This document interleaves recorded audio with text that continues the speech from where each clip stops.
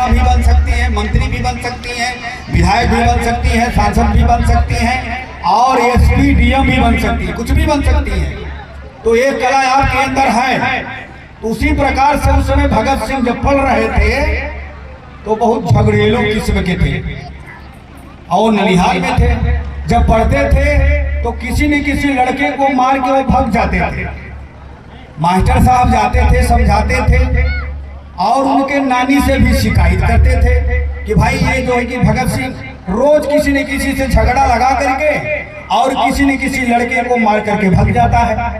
तो उनकी नानी ने समझाई कि देखो भगत, किसी से झगड़ा नहीं करना है, विद्यालय में जाना है तो कायदे से पढ़ना है और गुरु को गुरु मान करके अच्छे तरीका से पढ़ाई करो, आगे बढ़ो, तरक्की करो, देश का नाम करो, राष्ट्र का नाम करो, लेकिन ये झगड़ा मार नहीं करना है।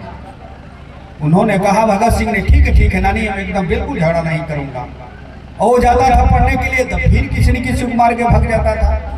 फिर मास्टर साहब धय पकड़ के लेके जाते थे नानी के पास, देखिए फिर आज मार करके भगत सिंह भाग गया है। तब उनकी नानी ने कही कि सुनो, अब तुम्हारा नाम भगत सिंह जैसे नाम नहीं रहेगा, अब तुम्हारा नाम भगुआ रहेगा। तुम मार करके भाग जाते हो और तुम्हारे नाम में मैं परिवर्तन करती हूँ कि तुम्हारा नाम भगुआ रहेगा। और जब तक सुनो अच्छे काम नहीं करोगे, जब तक अच्छे काम नहीं करोगे तब तक नाम तुम्हारा नहीं बदलेंगे और तुम्हारा नाम भगुआ ही रहेगा। अब सब लड़का हो के भगुआ भगुआ भगुआ ही मार के भगने वाला सब लड़का लड़की घुराने लगे भगत सिंह को भगुआ।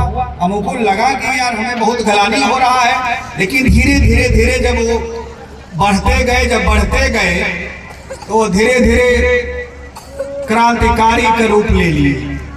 जब देश गुलाम था, अब ले चलता हूं आपको उस तरफ कि जब देश गुलाम था और गुलामियों के जंजीरों में जकड़ी हुई भारत मां करा रही थी, हमारे देश के क्रांतिकारी रणबांक हुए जवान सिपाहियों ने इस वतन के बलवेदी पर आत्मयाहुति देकर इस देश को आजाद करवाया था। तो ही पश्चिम बंगाल के धरती से नेता सुभाष चंद्र बोस ने ललकारा था, अरे हिंदुस्तानियों, तू मुझे खून दो और मैं तुझे आजादी दूंगा। वही झारखंड बिहार के धरती से नीलांबर पीतांबर खरवार की तलवार हुंकार भर रही थी, अरे अंग्रेजों भारत छोड़ो, वरना यह ने इस जान के बाजी लगाकर देश को आजाद करवाया था। तो उसी में भगत सिंह ने जाकर के सदन में क्या कार्रवाई किए थे, नानी ने क्या कही थी कि जब तुम अच्छा काम करके आओगे, जब अंग्रेजों को मार के आओगे, तब तुम्हारा नाम हम बदलेंगे। तो ही भगत सिंह ने जाकर के तमाम अंग्रेजों को मारा पीटा और आजादी दिलाने में अहम भूमिका भगत सिंह का भी रहा है। उस समय जाकर के नानी ने इनका नाम फिर से भगत सिंह रखा, ने उसके पहले उसका नाम भगुआ भगुआ ही सारे लोग कहते थे। लेकिन क्रांतिकारियों को काम करने वाले भगत सिंह इतना अच्छा काम किए जैसे नेता सुभाष चंद्र बोस ने किया।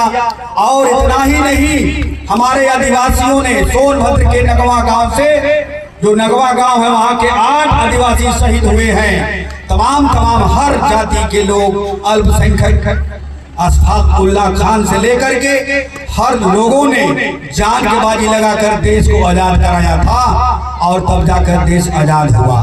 और आजाद भारत में हमें आपको अब सोचना है कि वास्तव में आजादी क्यों दी गई और क्या कही गई उस समय, उस मुताबिक काम हो रहा है कि नहीं हो रहा है, इस पर भी हमें आपको विचार करना होगा।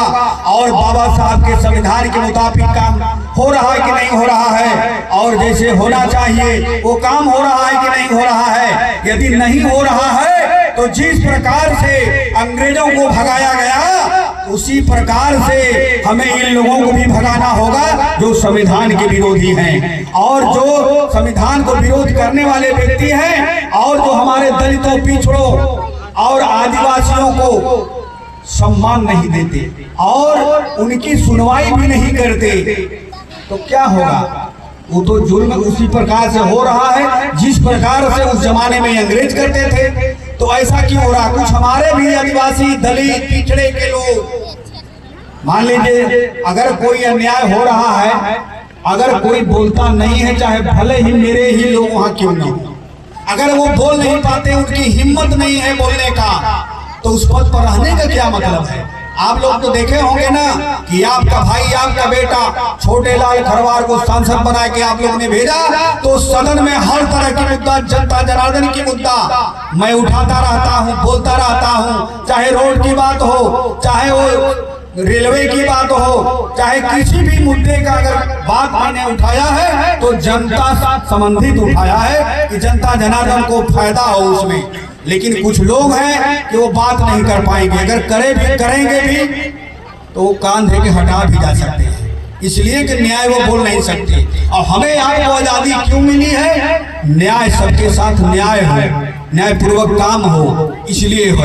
तो बहुत कुछ ना करते हुए, क्योंकि कार्यक्रम 3 बज गया है और कार्यक्रम 3 बजे तक था, इसलिए ज्यादा कुछ मैं नहीं बताऊंगा। तो आप लोगों को इतना मैं जरूर कहूंगा कि आप लोग पढ़े लिखे हैं और समझदार हैं। हम आधा बात अगर कहेंगे तो पूरी बात समझने की कोशिश आप लोग कर रहे होंगे, तो इसमें ज्यादा कुछ बताने की जरूरत भी नहीं है।